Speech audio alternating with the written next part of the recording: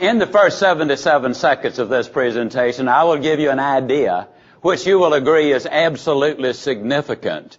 In the first 12 minutes, I will give you 4 concepts that if you will apply them will make a difference in your life. As I present them to you, you're going to be thinking to yourself, I like that, I'm going to remember it. But the reality is, when I finish this presentation, virtually none of you who are listening to this could give all 4 of them back to me. And that's the reason we will encourage you to listen over and over and over, because repetition is the mother of learning. That makes it the father of action. That means it's the architect of accomplishment. Now, let's start with this.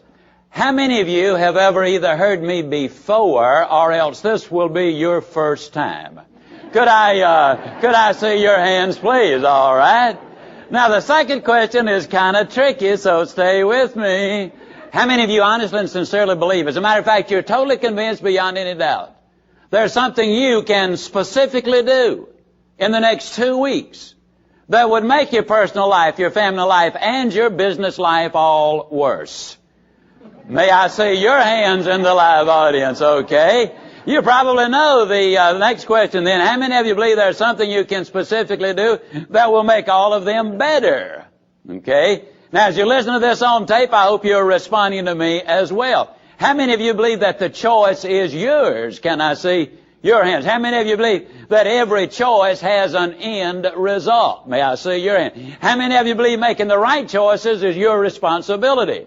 All right. Now, in these seconds that we've been talking, and it's actually a little less than 77 seconds, here's what you have said, whether you realize it or not. You have just said that regardless of how good or bad my past has been, regardless of how good or bad my present is, there's something I can specifically do now that will make my future either better or worse. And the choice is mine. Now, folks, that's profound. I'll always tell you when I've said something profound. And the reason I do is I found out a few years ago that an incredibly high percentage of my audiences do not recognize my profound statements when I make them unless I tell them this is profound. Now, this is going to involve a lot of communications. We had a lady right here in Dallas went down to see her attorney about a divorce. And the lawyer said, "What's the problem?" And she started rambling. He said, "No," said, "be specific." And she said, "Like how?" And he said, "Well, do you have any grounds?" She said, "Oh, yes." Said, "As a matter of fact, we got about 40 acres right out here on the north end of town." He said, "No, that's not what I'm talking about." Said, "Do you have a grudge?" She said, "No, but we've got a really neat little carport there right on the side of the house." And he said, "Woman, we need to make this personal." She said, "Like how?" And he said, "Well, does that man ever beat you up?" She said, "Oh, no." Said, "I'm up every day at least an hour, hour and a half, 2 hours before he even turns over." And he said, "Well, do you accept any responsibility for the difficulty?" And she said, "Like how?" And he said, "Well, for example, do you ever wake up grouchy?" She said, "Oh, no." Said, "I just let him get up on his own, whenever he will." And he said, "Well, why do you want to divorce the man?" And she said, "Well, the guy just can't communicate." Now, we're going to try to make the communication such that as you listen to this tape, you will have no difficulty understanding exactly what I am talking about. Everything is choice. For example, for 24 years of my adult life, by choice, I weighed well over 200 pounds. Now, the reason I say by choice is simply because I have never accidentally eaten anything. Always a choice. Now, if I choose to eat too much, then I have chosen to weigh too much. You are where you are in many ways because of a series of choices that you have made. Now, I'm the 10th of 12 children. I asked my mom one time, I said, "Mom, why so many?" And she said, "Well, son, where do you think I should have stopped?" Well, it's for sure I didn't think after number 9. Now, you can absolutely count on that. Let me say something that I think is very important. A few minutes ago, you made the observation that the responsibility was yours to make the right choices. Now, responsibility carries a lot of weight in life. Barbara Tuchman, two-time Pulitzer Prize winner, said the number one need we have in our society today are people who will accept responsibility. And that is so tremendously true. Most people that I speak to think I'm in my early 30s, but actually I'm 68. Now what that means is I was raised during the Depression. My dad died when I was 5 years old. There were 6 of us too young to work. Small Mississippi town, Yazoo City. We don't even have a village drunk. We share with a little community, next to us.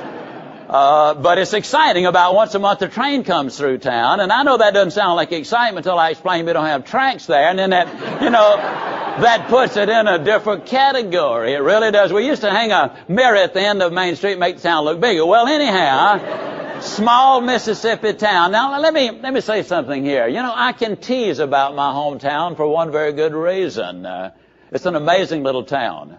Former President of the American Medical Association is from Yazoo City. Former President of the American Bar Association from Yazoo City. Former President of the Southern Baptist Convention from Yazoo City. The former editor of Harper's Magazine is from Yazoo City. Former Secretary of Agriculture is from Yazoo City. Chairman of the Republican Party is from Yazoo City. Jerry Clowers is from Yazoo City.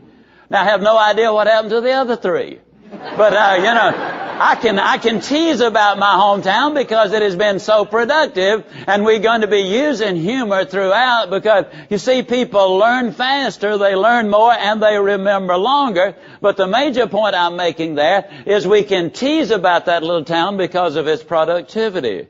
People who are confident and productive, they don't mind you kidding them along. Good, clean kidding and humor, I think, very definitely has a place. Now, I don't need to tell you that as a 10th of 12 children, 6 of them being too young to work, heart of the Depression, small Mississippi town, we had a tough time financially in the Depression. Other families had it tough too. But I'm so grateful that for whatever reason, I did not choose to notice what we did not have. What I did notice is what a lot of people did have in that little town. See, even in those times, I noticed some people wore nice clothes. They drove nice cars. They lived in nice houses. They took nice trips. They even had dinner out. Some of them even played golf at the country club. You know what I've noticed in every decade of my life since, and this is the message I really want you to get right here. I've noticed that regardless of the economy, there are some people who don't pay any attention at all to it. As you well know, the media has accurately predicted 27 of the last 2 recessions. Now, there are some people who just don't pay any attention to what other people are doing. For example, I've noticed without exception that in some instances, many instances, when the economy is absolutely magnificent, there are a bunch of folks going broke. I have noticed that in some instances where the economy is absolutely horrible, there are a bunch of folks getting rich. How many of you have noticed exactly the same thing? Now, this is major point number 2. Major point number 1 is you do have a choice. You can do something now about your life, making it either better or worse, and the choice is here. Number 2 is this. It is not what is going on out there. You see, a lot of that you cannot change. There's nothing you can do about Bosnia at this moment personally. There is something you can do about you and your future, and that's what I want to be talking about. It's not what happens out there that makes a difference in your life. It's what goes on between your own 2 ears. Now, that's what makes the difference. Neil Rudenstein's the president of Harvard University, and this is point number 3. His mother is a part-time waitress. His father is a prison guard. See, it's not who your mama and your daddy might have been. It's not what they have done. The question is, what kind of legacy will you leave to your children and your grandchildren? It is what you do. Now, a lot of times we encounter people who have a pity party on a regular basis. They have what we call the plum disease, P-L-O-M. That's poor little old me. And they, the problem basically with pity parties when they have them is that very few people come, and those who do don't bring presents. Now, let me point out, they did a study of 300 world-class leaders. Now, I'm talking about Roosevelt and Churchill. I'm talking about Martin Luther King and Mahatma Gandhi. I'm talking about Clara Barton and Helen Keller and Mother Teresa, world-class leaders, 300 of them. 75% of them were either raised in poverty, or had been abused as children, or else had some serious physical impairment. But you see, point number 4, they understood it's not what happens to you, it's how you handle what happens to you that is going to make the difference. I think, for example, of the Edsel automobile, which many people recognize as being by far the most profitable motor car that Ford ever built. Now, I know what you listening to this tape are thinking right now. You're thinking to yourself, Ziglar, that sucker was a dog. Well, it cost them a whole lot of money. They stopped production. What do you mean it was the most profitable one? Remember I said a moment ago, it's not what happens to you, it's how you handle it. You see, out of the Edsel came the Mustang. Out of the Mustang came the Taurus. They took the mistake, learned from it, capitalized on it, and look at what happens as a result. It's not what happens to you, it's how you handle it. John Foppe was recognized 2 years ago as one of the top 10 young Americans by the United States Junior Chamber of Commerce. I met John when he was speaking for the Department of Defense up in Colorado Springs. He had admirals and generals, CEOs of the Fortune 500 companies in front of him, 19-year-old young man, and he spoke with confidence and clarity and conviction and power. John had graduated from college 3.5 years, cum laude, working his way partially through. You ought to see John drive a car and scramble eggs and go skiing and paint portraits and do those sort of things. You ought to watch him just eat. You see, John Foppe was born without any arms. But as John said to me one day, he said, you know, Zig, if I had the longest, strongest arms ever put on a human being, he said there'd still be only so high I could reach, only so much weight I could lift. I don't care how long and tall and strong and big your arms might be. They have a limit. But, Zig, you know, I face more situation every day where I have to use my creative imagination than the average person does in a month's time. And there's no limit to what we can do internally. Now, this message basically is the power of hope. Because if there's hope in the future, there is literally power in the present. My objective in these recordings is basically to share with you how you can get more of the things that money will buy and all of the things that money won't buy. Money is important. There are some people, you know, who literally are struggling for survival. Part of our objective is to help those people, and all of us, at least in one or two instances in our life, have been in that situation where if we had a flat tire, it was a financial disaster. If we spilled something on a dress or tore a suit or something, it really represented difficulty. We would run out of gas on the highway. I mean, these people are struggling for survival. We want to share with you as we go along how to move from survival to stability. And then how do you move from stability to success? And then how do you move from success to significance? Money's important. Now, don't misunderstand. It's not everything, but it rates reasonably close to oxygen. I mean, you know, it's got to be in the picture. Now, you know, anybody that says they're not interested in money gonna lie about other things too. A lot of people just don't have any concepts about money. They talk about cold, hard cash, which is silly. It's neither cold nor hard. It's soft and warm. It feels good. Feel it. That's long enough. All right, now the nice thing about money is it's so beautifully colored. I mean, listen, ladies, this will go with anything you've got. I mean, you don't have to worry about color coordination. Yeah, you know, I gotta confess, I like the things that money buys. I like to wear nice clothes. I like to drive a nice car. I like to live in a nice house. I like to take nice trips. I like to take my wife out to nice restaurants and all that. I like all of those things, and all of them cost money. But I love the things money won't buy. See, money bought me a nice house. It'll never buy me a home. Money will buy me a bed. Won't buy me a good night's sleep. Money will buy me a companion. Won't buy me a friend. Money will buy me a good time, but it won't buy peace of mind. All of those things are available. Now, I'll never tell you it's easy, but they are available. I want to share with you in this series How do you achieve employment security in a world where job security no longer exists? And I think everybody would recognize that. And we're going to look at that very carefully. How do you live well? And how do you finish well? I think it's very important we understand that. How do you develop the qualities that are necessary to accomplish all of these things? And do I have what it takes? I'm going to be giving you an awful lot of stories, examples, and illustrations. The Center for Creative Research out of Greensboro, North Carolina, said that the parable, the story, the example, is the best way to teach, particularly if you are teaching values. Seems that a couple of thousand years ago, somebody else used the parable quite effectively in teaching the truths that really do make a difference. When I think of the thought that might go through your mind as you sit there in your car maybe listening to this, wondering, well, Zig has said some pretty significant things there about, what is available. I wonder, poor little me, plum disease in full force.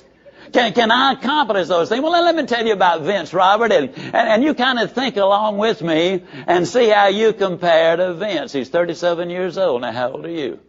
Had a 5th grade education. How much education do you have? He drove a taxi. What do you do?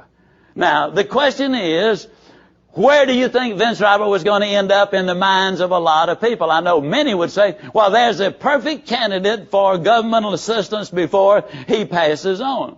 But one day when Vince was waiting on a fare at the airport or downtown in front of a hotel, lightning struck. I don't know what happened.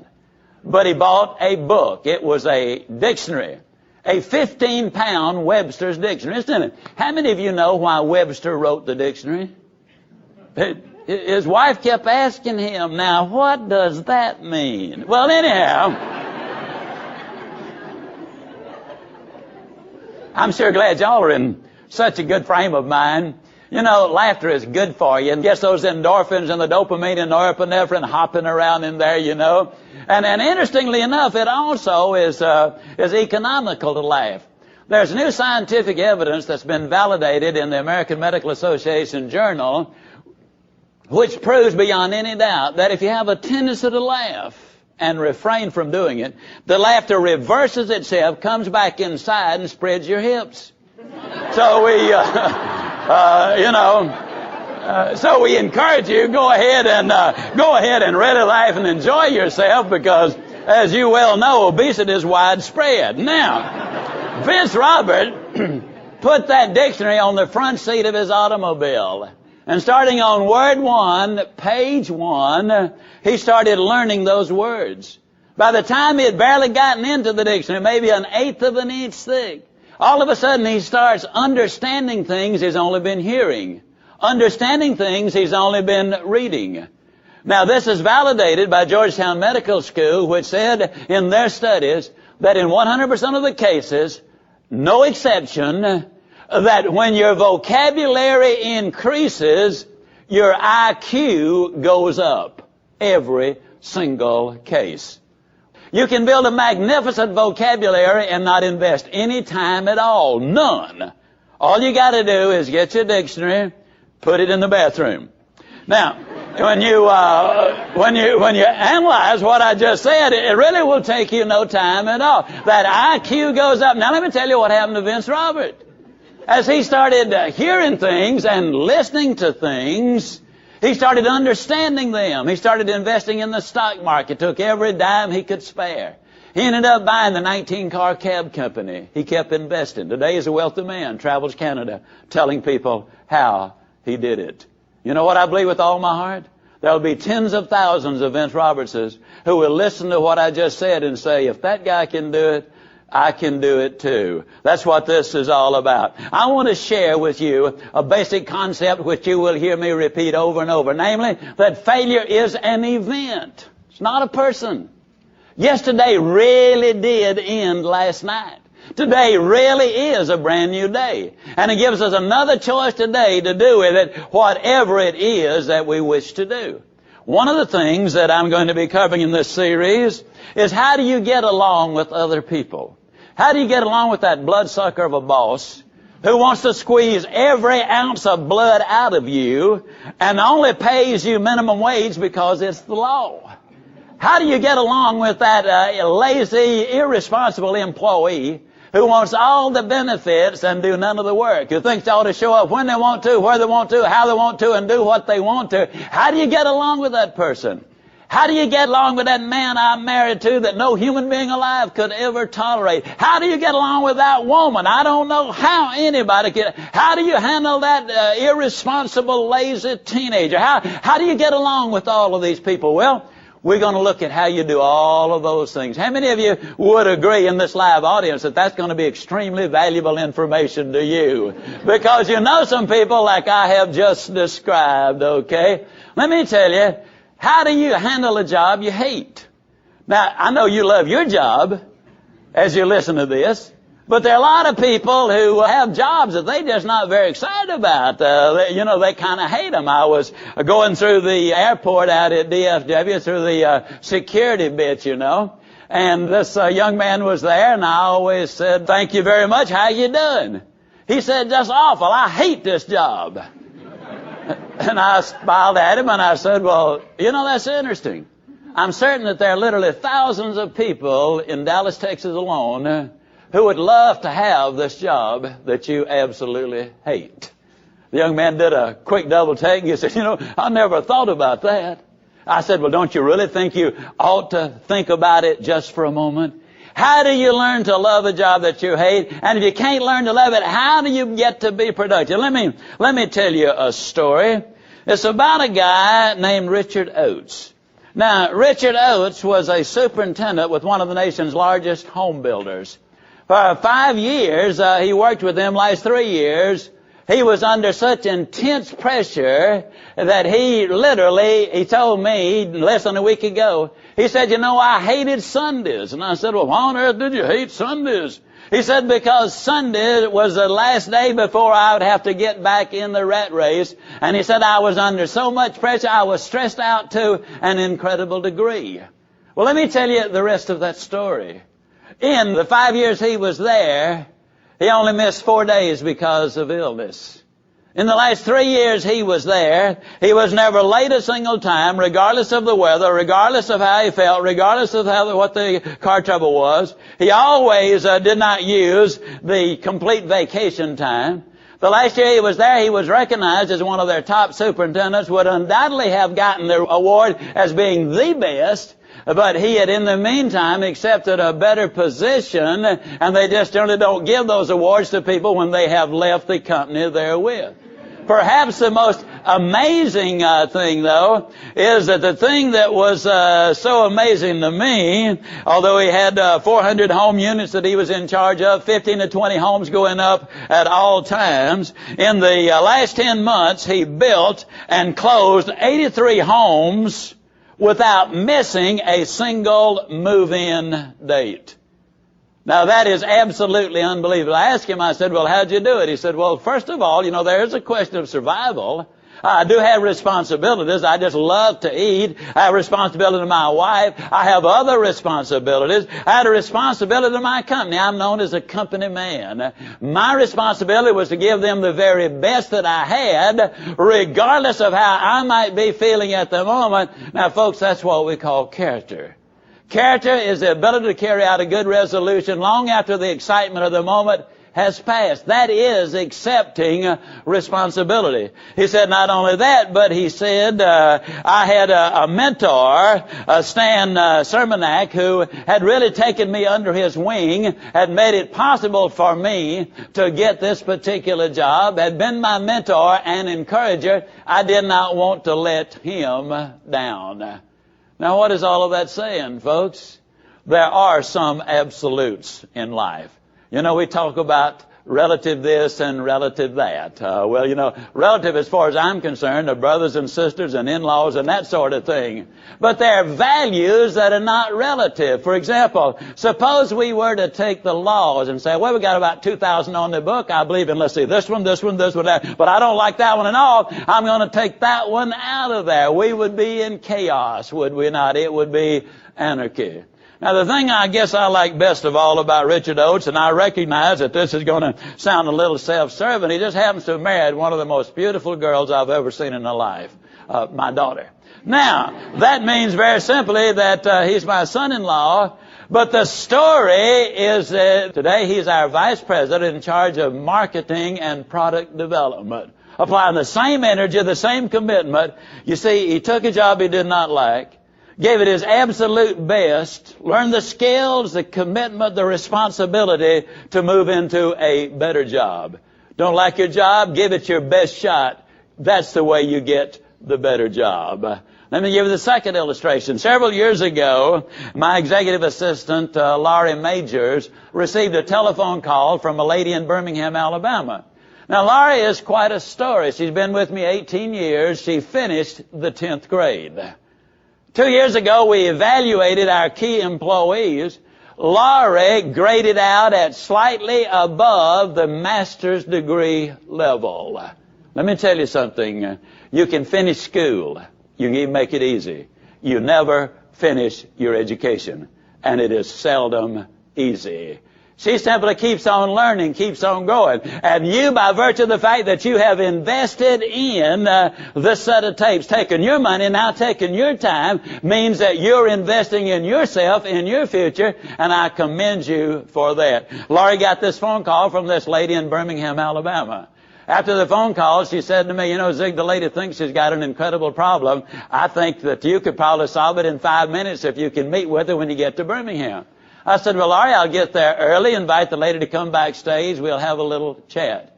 When the lady came backstage, and incidentally, I don't do counseling.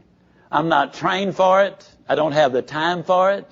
My natural inclination is to believe everything the last person I talk to tells me, and that doesn't make really for professional counseling, you know. But if somebody says, I got a problem, if I got 5 minutes, I'll give it my best shot. That's all I can do. Well, when the lady spotted me, she came walking across the stage, and I have never seen such anger in my life. I mean, the stage was rattling. Now, I'm not going to say she was overweight, but she's about 5.5 inches too short. When she saw me, she almost literally started crying. Oh, I'm so glad to see you. I got this terrible job. I just hate it. I want out of it. Can you help me? She's the kind of lady that could brighten up a whole room by leaving it, if you know what I mean. Now, in my own mind, I could well imagine this lady thinking that I was going to verbally put my arm around her and say, yes, my dear, life is tough, but you got to hang in there, and by and by things will work out okay. I could have done that, but if I had, I would have betrayed everything in which I believe. If somebody says help, I believe I'm supposed to help. Now, as I said, I don't do any counseling, but I'm so fortunate I have access to some of the really outstanding minds in this country. I check things out psychologically, physiologically, and theologically before I record it, write it, or verbalize it, and have strong endorsements from all three disciplines. There's one thing I do know about counseling, and that is that most people who come to you with a problem do not want a solution to the problem. What they want to do is they want to tell you about it, you about it, you about it, you about it, you about it, you about it. And if you foul up the deal and solve the problem, then they can't tell you again, you again, you again, and you again. They want to talk about the problem. They do not want to solve the problem. I had very few minutes. I knew I had to get her attention, so I said, yes, and you know, ma'am, the sad thing is, I believe your situation is about to get a whole lot worse. Had I hit her in the face with a bucket of ice water, I could not have stunned her more. She said, what do you mean? I said, I believe that your company is going to fire you. Fire me? Why on earth would they fire me? You know, isn't it the truth that people who are the problem never recognize they are the problem? They're in complete denial. They think denial is just a river in Egypt. I mean, they are, you know, they're just not with it. You know, no snowflake ever blames itself for the blizzard. No raindrop ever blames itself for the flood, but each plays a part. Every person in life either builds or tears down. Why would they fire me? I said, ma'am, I don't believe there's a company in America big enough to sustain this much poison in one small spot. And all of a sudden the job she hated everything about, all of a sudden takes on a little different hue and value. She said, well, what am I going to do? I said, do you really want to know? She said, yeah, that's the reason I came to you for help, but you sure haven't been much help so far. And I said, well, ma'am, I got an idea. I believe it'll work. And if you will do it, I know it will work. She said, well, tell me about it. I said, when you get home tonight, I want you to get a sheet of paper out. And I want you to make a list of all of the things you do like about your company and the people down there. She interrupted me. She said, that'll be easy. I don't like nothing about that company. Don't like nothing about those people down there. And I said, well, let me ask you a question. Do they pay you for working there? Well, she said, of course they pay me for working there. I said, you don't like to be paid for working. Well, she said, I certainly do. I said, then you like to be paid. She said, of course. I said, well, that's one thing you like about your job. She said, why, certainly. I said, a minute ago you said that there wasn't nothing you liked about the job. Well, I didn't know you was talking about that. I said, well, don't you think money's important? She said, yeah. I said, okay, let me ask you the second question. Do they pay you above average, below average, or about average for what you do? Well, she said, I got to confess, they pay me above average. I said, and don't you like to be paid above average? Well, she said, certainly I do. I said, I'll tell you what I want you to do. I want you to get that sheet of paper out right now. We're going to make a list of all of the things that you do like about your job. Well, she just sat there. I said, no, go ahead, get paper out. We'll make a list right now. She just sat there. I said, ma'am, let me tell you what my experience in life has been. People that won't take step one never take step two. Now, if you're unwilling to get involved in solving your own problem, we might as well terminate the interview. See, I can't solve your problem as you listen to this. I can give you some ideas, some information that will put you in better position to solve it. But I cannot solve your problem, nor can anyone else. We can give you ideas and information, but ultimately the solution has got to be there. She didn't want any part of having to solve her own problem, so that's the reason I did that. I said, you got your notebook in your hand, open it up, let's take some notes. With anger, she opened the book. She said, now what'd you say the first thing I liked about my job was? I said, they pay you for working there. Write it down. I like my job. By the time we got through, this was about 15 years ago, by the time we got through, there were 22 things she liked about her job. She had 3 weeks vacation with pay. She had hospitalization insurance, health insurance. She was on a profit-sharing plan, had a great retirement plan. She was on a bonus program. She was in on executive decisions. She lived less than 15 minutes from her office, had her own private 22 things. I said, now, ma'am, when you get home tonight, I want you to get this list out. I want you to change it from I like my job because to I love my job. I want you to get in front of the mirror and I want you to look yourself right in the eye and say, I love my job, and do it with enthusiasm. I said, you'll sleep better tonight. When you get up tomorrow morning, get back in front of the mirror before you go to work and look yourself right in the eye and say exactly the same thing, and take the list with you. Because in 24 hours you will have moved from being a fault finder to a good finder.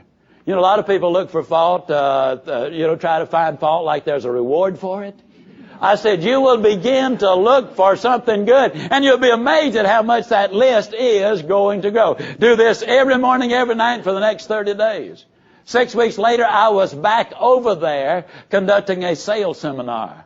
And in the meantime, she had gotten our set of tapes, and she had learned that everybody's in sales. See, the sales department is not our whole company, but our whole company is our sales department. Everybody's in sales. And so when I got there for the sales seminar, there she sat right on the front row, grinning so wide she could have eaten a banana sideways. I mean, she was really excited. And I said, well, how you doing? She grinned even more broadly, and she said, I'm doing wonderfully well, Mr. Ziglar. You cannot believe how much those people down there have changed.